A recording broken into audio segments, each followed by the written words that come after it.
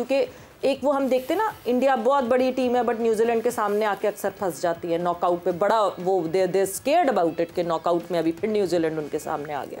हमारा ऑस्ट्रेलिया के साथ वो उस तरह का शायद रिश्ता है।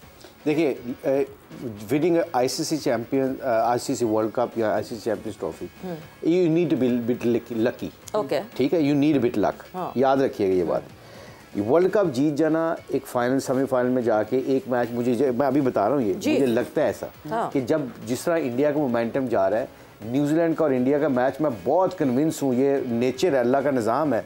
अब अच्छी टीम को जीतना चाहिए, हमें ये नहीं करेंगे इंडिया। मुझे लग रहा है कि न्यूजीलैंड ने हरा देना इंडिया को, लॉ ऑफ एवरेजेस के साथ। ठीक है, एग्जैक्टली। अच्छा, इसका हल क्या है कि आपने अपनी टीम को कभी जज करना है ना, वो जज जो आप 99 की टीम यूसुफ कह रहा है वो टीम अच्छी थी, वो इसलिए अच्छी थी कि वो ऑस्ट्रेलिया में जाके वर्ल्ड सीरीज 96 में जीती, पाकिस्तान की वर्ल्ड सीरीज उधर ऑस्ट्रेलिया को जाके वनडेज में मारा, टेस्ट मैचों में नहीं मारा, वनडे 2 दफा हम वर्ल्ड सीरीज जीते हुए हैं, वहां पे वर्ल्ड कप भी जीते हुए। वो टीमों का पता है जीतने का अंदाजा कैसे लगते हैं।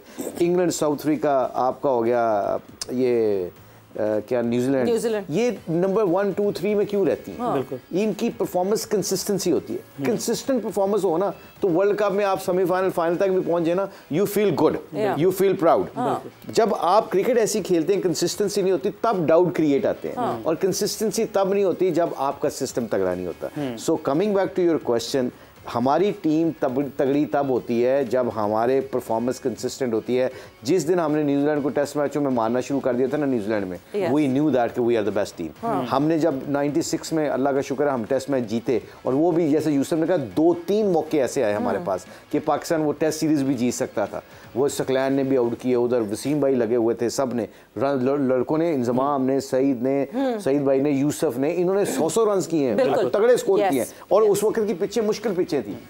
पाकिस्तान जीतेगा तब जब कंसिस्टेंटली दूसरे मुल्कों में जाके ना लोगों को मार के आएगा ना, तब पाकिस्तान की टीम। ये इंडिया ने भी इंडिया ऑस्ट्रेलिया को जाके ऑस्ट्रेलिया में हराया, 2 बार टेस्ट सीरीज। हाँ जी, टेस्ट सीरीज जीते वहाँ पर। अच्छा, एक तब्दीली आ रही है पाकिस्तान में, बाकी तब्दीलियाँ क्या आती हैं वो तो वक्त बताएगा। मॉर्ने मॉलकर जो है वो अब being a bowling coach Pakistan के साथ अब वो नहीं होंगे, और अब जो कहा जा रहा है, जो इतलात आ रही हैं, अब आता कौन है वो तो वक्त बताएगा, लेकिन आना क्या पाकिस्तान से ही किसी को चाहिए, जो हमारी रोज़ की डिबेट है, क्योंकि उमर गुल एक स्ट्रॉन्ग कैंडिडेट है इस वक्त। ऑस्ट्रेलियन टूर है, उमर गुल की इंपॉर्टेंस क्या हो सकती है?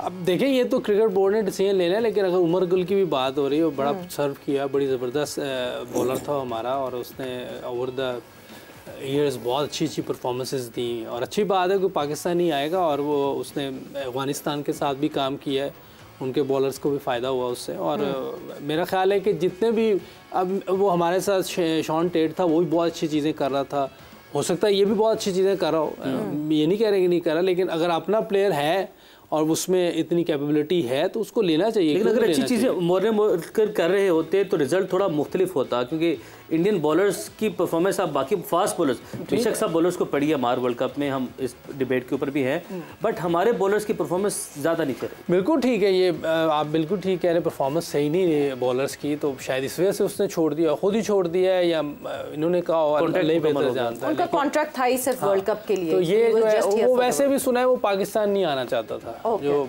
मैंने सुना था वहाँ, जो एकेडमी में कुछ लोग कह रहे थे वो पाकिस्तान आना नहीं चाहता, क्योंकि मैंने देखा नहीं उसको कभी। सॉरी।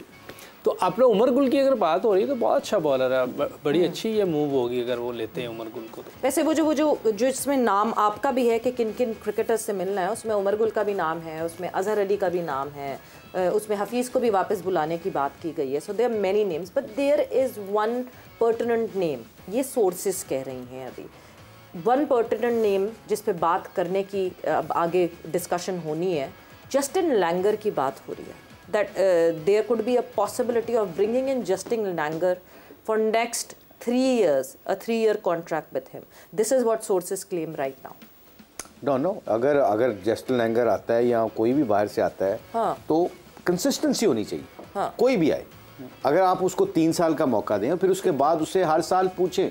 आप देखें 3 साल का कॉन्ट्रैक्ट दे दिया, साल के बाद इंटरनेशनल भी, रिमेंबर दिस, इंटरनेशनल कोचिंग जो है ना, it's all about getting performance from the players, not because developing का कोई चक्कर नहीं है। International cricket is not all about developing a team, जिस तरह हमारे अक्सर कोचेस कहते हैं कि जी नो हमें प्रोसेस में है, I think we are doing good things and we are developing. अभी कहा ना मिकी आर्थर ने, कि Babar Azam is reaching there, I can see him reaching there. तो आप मुझे ये बताएं कि जब मैं पाकिस्तान से अगर मैं खेलना हूँ या यूसुफ खेलता है या कोई भी खेलता है, XYZ खेलता है, उसको ये डेवलपमेंट की ज़रूरत है कि उसने परफॉर्मेंस करना है। Pakistan is the platform way you have to perform and मतलब जीतने के लिए जाना होता है।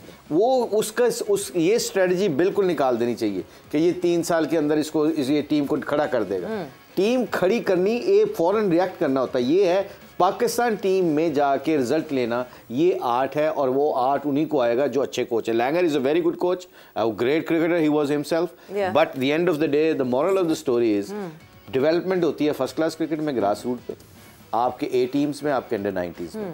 पाकिस्तान टीम में अगर वो प्लेयर आता है, कोच आता है, ही हैज टू डिलीवर। नहीं, बट अगर नहीं, हम अपने डोमेस्टिक में कहते हैं कि वहाँ सही डेवलपमेंट नहीं होती, there is a big gap between our domestic and the international standard, तो फिर तो जो कोच आ रहा है, लेट्स से लैंगर आते हैं, तो वो तो यही कहेंगे just give me time to develop these players, तो फिर तो वो डेवलपमेंट मांगेंगे। बिल्कुल ठीक कहा आपने। हाँ, कि हमें इंटरनेशनल पे भी डेवलप करना पड़ता है बहुत सी चीज़ें, जैसे आपके सामने फ़खर की टेक्निक बहुत, इमाम को मसला है और मेरा ख्याल रजवान को भी है, काफ़ी लड़कों की टेक्निक का मसला है। तो ये ऊपर पे जो उधर होगा वो कोशिश तो करेगा, परफॉर्मेंस तो जो मुशी भाई ने बात की बिल्कुल ठीक है, क्योंकि इंटरनेशनल लेवल पे हमने परफॉर्मेंस लेनी लड़कों से। अब उधर हम टेक्निकें ठीक करेंगे, लेकिन अनफॉर्चुनेटली नीचे से जो लड़का आता है उसमें इतने ज़्यादा फॉल्ट होते हैं कि जो भी ऊपर कोच होता है ना उसको पहले यही देखना पड़ता है, यार अब इसको ये भी ठीक करना है, ये भी ठीक करना है। लेकिन बाज़ का ये देखते हैं कि यार ये खेल रहा, कैसे इसको बोलें।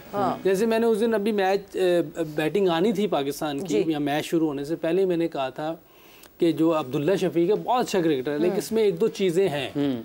तो वो इसको यही बात मैं करता रहता था कि आपकी टांग पहले इधर चली जाती, इधर चली जाती। क्या क्या चीजें वैसे, let's just talk about this. ऐसा नहीं है कि हम किसी इंडिविजुअल्स को टारगेट कर रहे हैं, it is good to talk about the flaws के, ठीक है, आगे आने वाली सीरीज में क्या पता वो उस फ्लॉज पे काम करे। नहीं, इससे बात मेरी होती रही है, और ये इसने कहा कि मैं कोशिश भी कर रहा हूँ। एक तो इसकी टांग ऐसे आ जाती पहले ही, जैसे अभी आउट हुए पिछले मैच में, जब भी लेफ्ट आर्म स्पिनर भी आएगा और उसका बॉल अंदर आ रहा होगा, इसको तंग करेगा। फिर बाज का इसका बैट बाहर से आता है, समटाइम बाहर से आता है। ये 2 चीजें हैं, अदरवाइज वो फैंटास्टिक प्लेयर। यूसुफ थोड़ा सा बता सकते हैं प्लीज, वो अंडरस्टैंड जरा उस हिसाब से हम कर सकते हैं। ये देखें ना, ये उसको मैंने बताया हुआ है, ठीक है। वो अभी बॉल नहीं आती तो इधर चला जाता है। अच्छा, अभी बॉल नहीं आती ना, पहले ही चले जाता, तो फिर वो ऊपर से यूं खेल जाता है। अगर आप उसको छोटी टांग होगी तो फिर सामने खेल जाएंगे। अगर जो कैंची डल भी, मेरी भी होती थी ना ऐसा, इसलिए मुझे ये पता चल जाता। तो जब मैं यूं करूंगा तो फिर एक तो इधर भी कैच हो सकता हूँ, और LBW तो हमेशा चांसेस हैं ये मैं होता रहा। तो वो मैंने जो प्रैक्टिस की थी, मैं लेफ्ट आर्म पे, फिर लेफ्ट हैंड फास्ट बॉलर पे ऐसे मेरी ये पिछली टांग जो है ना मिडिल स्टंप में आ जाती थी, ठीक है, और मैं इस तरह खुल के खड़ा हो जाता था। तो मैं कोई मूवमेंट नहीं करता था, खड़ा रहता था। अगर उसका अंदर आएगा तो मेरे लिए इजी हो जाता था। और जब ऑफ स्टंप से शिफ्ट करना पड़ा, थोड़ा मुझे करना पड़ा, तो जब वो ऑफ स्टंप से बाहर करता था, फिर मुझे यूं नहीं खेलना था, फिर मुझे यूं जाना था उसके ऊपर। और जो बैट उसका बास का मुझे लगता है कि वो यूं आता है, बास का आना ये चाहिए हर वक्त, यहाँ से आना चाहिए। सीधे खेल रहे हैं, इधर खेलने क्रीब से आएगा, बॉडी के क्रीब से। जैसे बाहर गए कोई ना कोई प्रॉब्लम हो गया। ये 2 चीजें मुझे लगता है। यूसुफ खड़े रहिएगा, मैं एज ए बॉलर, ये बहुत अच्छा है हमारे व्यूअर्स का, मैं बॉलर हूँ और हमने विकेट कैसे लेनी है ये देखिएगा।